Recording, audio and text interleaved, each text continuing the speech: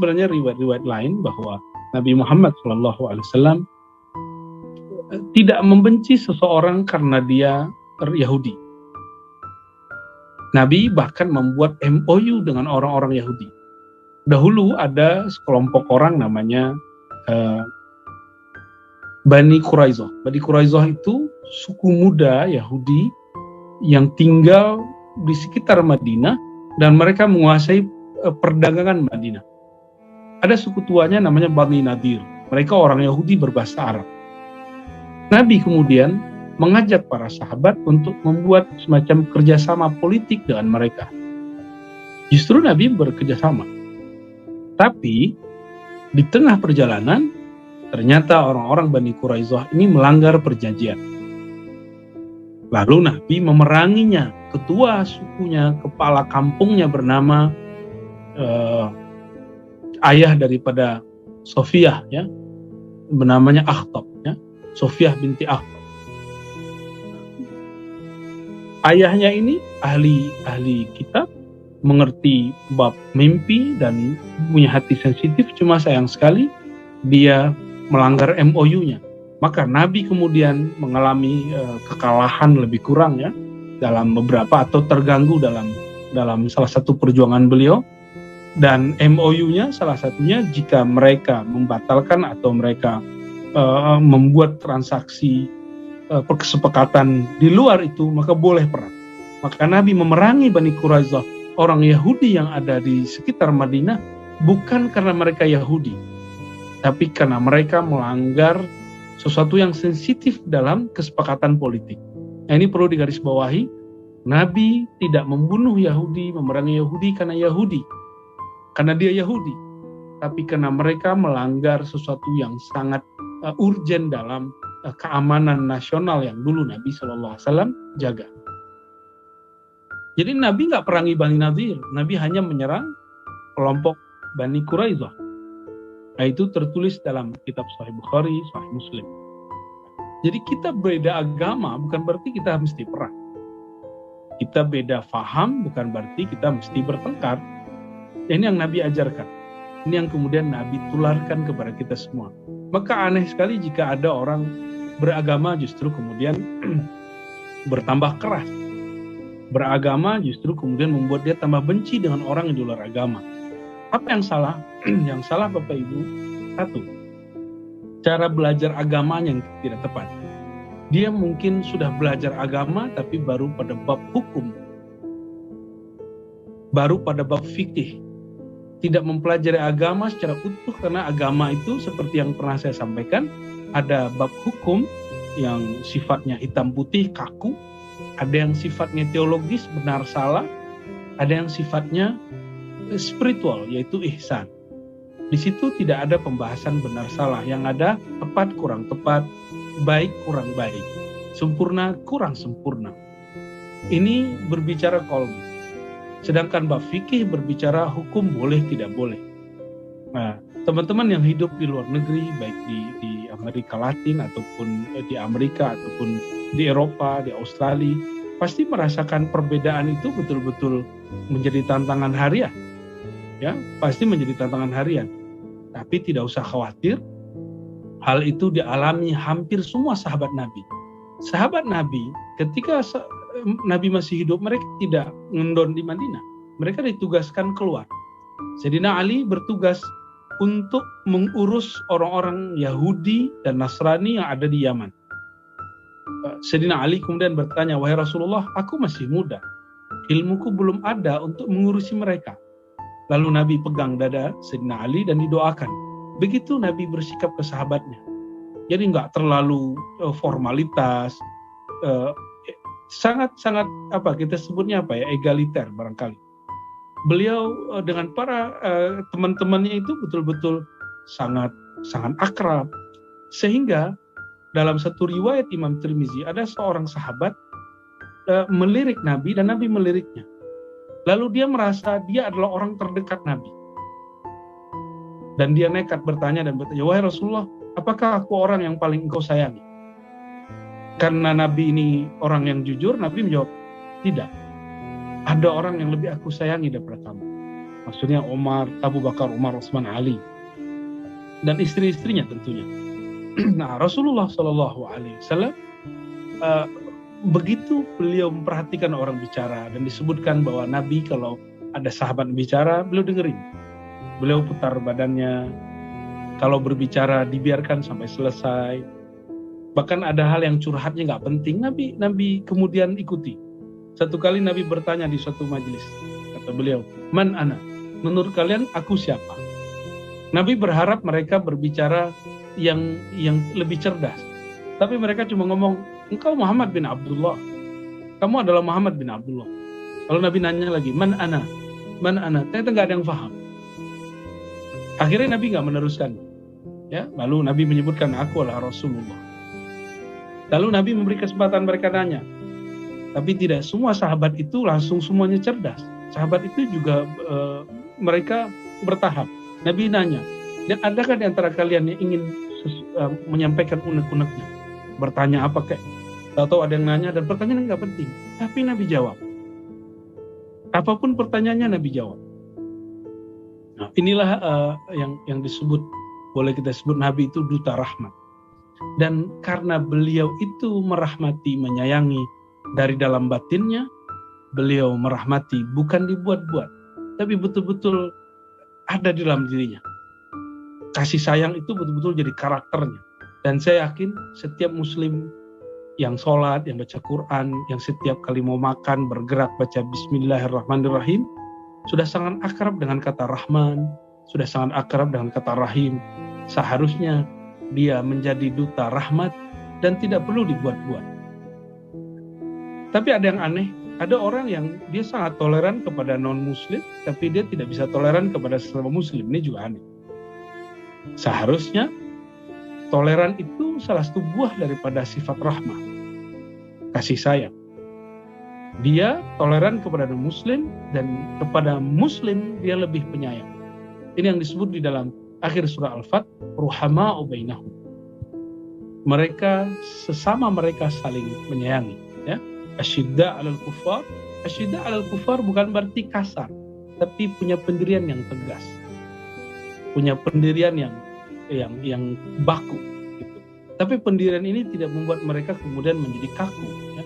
Kebakuan pemahamannya tidak membuat mereka kaku.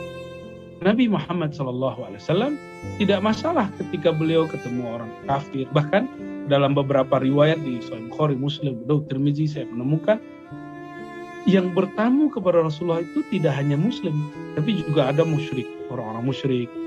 Dan ada beberapa tamu-tamu non-muslim tidak punya penginapan waktu itu, seperti hari ini ada hotel-hotel di sekitar Masjidil Haram, Masjid Nabawi.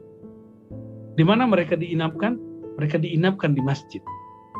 Dibiarkan mereka melihat aktivitas Nabi dan para sahabat Nabi di masjid. Maka saya heran ketika ada dulu salah satu guru saya, ahli hadis, menerima Obama masuk Masjid Istiqlal, lalu beliau dihujat. Orang kafir kok diajak ke masjid? Nah, ini konyol, ya. Rasulullah bukan saja mengajak ke masjid, bahkan membiarkan mereka tidur di masjid. Itu yang disebut rahmat. Tapi sekarang masjid digembok, bukan hanya dari non-muslim, dari muslim aja digembok. Saya nggak tahu kalau di Quito gimana, ya. Wallahu a'lam. Saya berdoa semoga nanti orang Indonesia di sana, mungkin lewat Pak Agung, Bu Rani, dan teman-teman, menjadi inisiator untuk membangun masjid untuk orang Islam di sana. Amin. Ya, semoga terwujud sebelum berpindah ke tempat yang lain. Ya. Karena amal yang paling besar di dunia itu membangun tempat ibadah dan tempat belajar. Tempat ibadah, tempat belajar. Karena ibadah membuat mereka terbebas dari kemusyrikan, belajar membuat mereka terbebas dari kejahilan. Baru di bawahnya buat rumah sakit, buat ini, buat itu, dan lain sebagainya. Ya, Bapak Ibu yang muliakan Allah, Nabi Muhammad SAW membawa rahmat itu lahir batin. Ya, ketika beliau berjalan kemanapun, ya, suatu kali Nabi Muhammad SAW berperang, lalu beristirahat di suatu pohon. Ternyata pohon itu sudah diperhatikan, sudah diprediksi oleh musuh bahwa Nabi akan mampir ke sana. Dan ada seorang, boleh mungkin disebut penyusup, dia kemudian memperhatikan gerak-gerik Nabi. Nabi Muhammad SAW lalu tertidur di bawah pohon. Senjatanya digantung di cabang-cabang pohon itu, ranting-ranting pohon itu. Lalu Nabi tertidur, tiba-tiba si penyusup menghunuskan pedangnya ke leher Rasulullah SAW. Lalu apa kata dia? Ini hadis Sahih Bukhari Muslim. Hai Muhammad, siapa yang dapat menjagamu dari pedang? Apa jawaban Nabi? Nabi hanya mengatakan, menghentakkan dengan suaranya, Allah. Nabi kemudian nggak melaknat orang itu, ya. Cukup mengatakan Allah.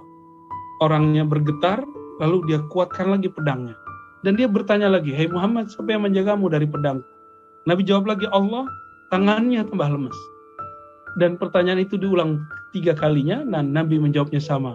Yang menjagaku hanya Allah. Mendengar yang ketiga, dia langsung pingsan. Jadi Nabi baca nama Allah aja, musuh pingsan. Kita mungkin sudah banyak di luar sana atau di sini, kalau lagi ada aktivitas apa, takbir, tapi takbirnya tidak menggetarkan hati. Mungkin takbir kita belum dipenuhi oleh rasa rahmat di dalam kolbu, sehingga takbirnya tidak menyebarkan getaran-getaran kesucian, yang ada hanya getaran-getaran kebencian. Ya, sehingga tidak bisa mengalahkan orang-orang yang kasar, tidak bisa mengalahkan orang-orang yang menurut kita tidak baik. Lalu apa yang Nabi lakukan? Nabi ambil pedangnya dan Nabi kemudian hunuskan kepada dia, tapi tidak langsung membunuhnya. Siapa yang melindungimu dari pedang? Orang itu kemudian langsung menjulurkan tangannya, wahai Muhammad, aku bersaksi engkau adalah Rasul Allah. Udah langsung selesai, dan Nabi tidak pendendam. Ya? Nabi Muhammad SAW tidak pendendam. Ciri-ciri orang-orang yang di dalam kolbunya ada rahmat, mewarisi rahmatnya Rasulullah. Yang pertama tadi, dia menyebarkan kasih sayang ke seluruh alam. Muslim, non-muslim, hewan, tumbuhan, semua disayanginya. Ya? Dan yang kedua, dia tidak menyimpan kebencian dan dendam. Nah, coba latihan ini sekarang Bapak Ibu. Nah, seorang sahabat dijamin masuk surga. Lalu ketika ditanya, apa amalanmu?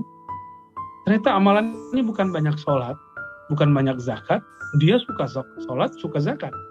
Tapi bukan itu yang membuat dia masuk surga. Apa kata dia? Saya jika hendak tidur, maka saya berdoa kepada Allah untuk membersihkan hati dari semua kebencian-kebencian. Adakah orang yang mengaku Islam hari ini, yang mengaku ikut Rasulullah hari ini, yang mengatakan nabinya bawa rahmat, sebelum tidur kemudian dia membuang semua kebencian dari hatinya? Saya yakin Bapak Ibu bekerja di kantor kah, bisnis kah, apapun itu di luar sana, pasti ada pergesekan di dunia kerja. Kalau ingin bahagia dalam bekerja, sebelum tidur buanglah kekesalan itu, dan besok pagi buka lembaran baru. Itu baru disebut duta rahmat Rasulullah SAW. Ya. Lalu Nabi SAW ketika beliau berjalan, seperti tadi dikatakan, jika ada orang menghinanya, orang membuli beliau tidak membalas membuli. Maka ciri-ciri orang-orang yang di dalam dirinya ada nur rahmat, dia menjadi duta-duta rahmat. Bapak Ibu yang mohon maaf, saya yakin sudah mengerti ajaran Islam, yang kemudian datang keluar sana, Bapak Ibu tidak hanya sebagai duta Indonesia, tapi juga duta Nabi Muhammad SAW. Ya, apapun sikapnya, seberapa jauh pun pemahamannya, yang penting dalam hati ada cinta kepada Nabi Muhammad SAW, maka Bapak Ibu sudah jadi duta. Jika ada orang menghina agama kita, tidak perlu kita menghina mereka. Jika ada orang menghina bangsa kita, kita tidak perlu menghina mereka. Ketika mereka menghina karena ada kekerasan di hatinya, atau ada salah paham dalam pikirannya. Yang perlu kita lakukan seperti Nabi lakukan. Apa kata Nabi? Tidaklah kekerasan bisa dikalahkan kecuali dengan kelembutan.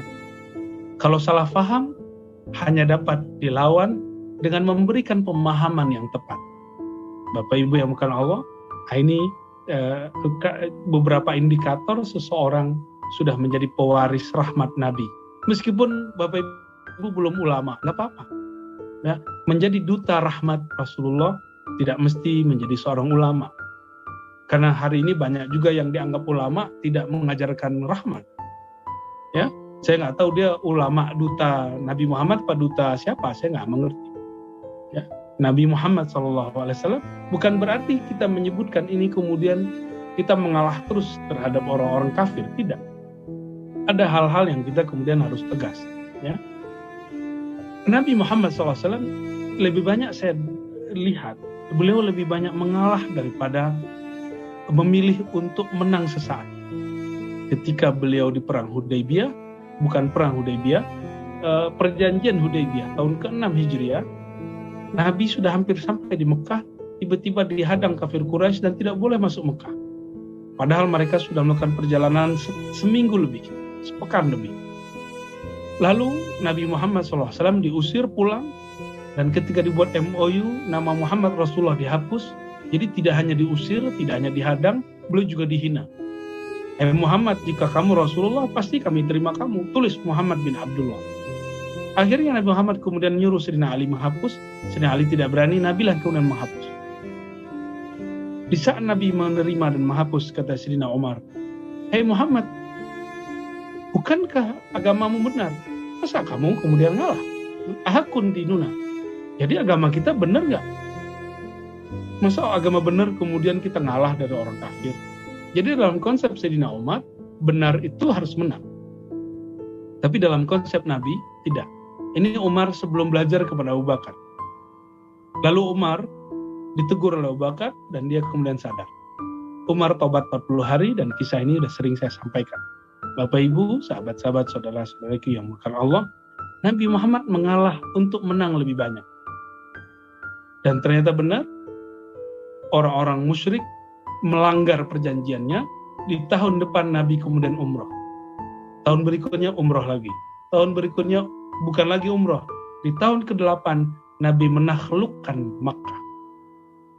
Dan menaklukkan Makkah tanpa perang. Bayangkan, orang yang selama ini menghujat Nabi, menghina Nabi, merampas harta Nabi, bahkan menjadikan tempat suci menjadi tempat berhala, Nabi Muhammad SAW tidak membunuh mereka. Justru mereka dihormati. Apa kata Nabi? Siapa yang berlindung di dalam rumah Allah, Ka'bah, dan yang kedua di rumah Abu Sufyan. Abu Sufyan ini musuh bebuyutan Rasulullah, tapi masih paman jauh Rasulullah. Maka dia selamat. Nabi justru memberikan kesempatan untuk Abu Sufyan. Ternyata Abu Sufyan ini sentuh hatinya dengan memberikan dia penghargaan. Tidak ada orang yang disentuh hatinya dengan cara mengalahkan dia, menyudutkan dia kah, atau menyentuhnya dengan cara tertentu. Beda dengan Abu Sufyan. Dia seorang pejabat, dia orang ningrat yang biasa berdiplomasi dengan raja-raja yang ada di sekitar Jazirah Arab, maka dia ingin dihargai. Maka Nabi mengatakan, kalau ingin selamat, masuk ke rumah Abu Sufyan. Ternyata Abu Sufyan ini sudah lama mengetahui bahwa Nabi Muhammad ini benar-benar seorang Rasulullah. Cuma karena gengsi. Bapak Ibu yang dimuliakan Allah, Abu Sufyan kemudian menyatakan bahwa dirinya percaya kepada Rasulullah. Itu sebabnya, Bapak Ibu kalau pergi ke Mekah, terus nggak umroh kan rugi. Tapi Nabi Muhammad di tahun ke-8 Hijriah tidak sempat umroh. Nah ini saya sebutkan sedikit kisah umroh beliau, biar ketahuan. Beliau lebih mendahulukan rahmah daripada umroh. Beliau ingin umroh tahun ke-6 Hijriah, karena ayatnya turun. Tahun ke-6 Hijriah.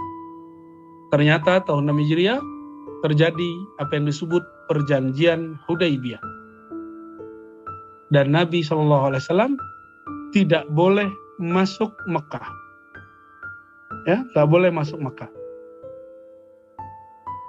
Lalu orang-orang musyrik melanggar perjanjian dan Nabi yang tadinya tidak boleh 10 tahun masuk Mekah, ternyata di tahun berikutnya Nabi umroh. Nabi umroh pertama kali. Waktu Hudaybiyah gagal. Maka ini disebut umroh qadha, umrohnya diganti. Lalu Tahun berikut, tahun ke-8, Nabi pergi ke Mekah tapi tidak umrah. Apa yang Nabi lakukan? Disebut Fathu Makkah. Fathu Makkah. Apa arti Fathu Makkah? Pembukaan Makkah atau penaklukan Makkah. Dan itu tanpa perang. Hanya dengan cara diplomasi. Jadi Nabi ngapain selama beliau di Mekah? Ada 2 minggu beliau di Mekah, ya, 2 pekan, dan beliau tidak sempat umroh karena umroh pribadi, sedangkan diplomasi dan silaturahim, beliau diplomasi dengan cara silaturahim, lalu memberikan hak orang sesuai dengan haknya dia. Ini yang Nabi lakukan, diplomasi silaturahim, dan dakwah beliau berhasil. Mekah diislamkan tanpa perang, tanpa debat, cukup dengan cara-cara yang diplomatis.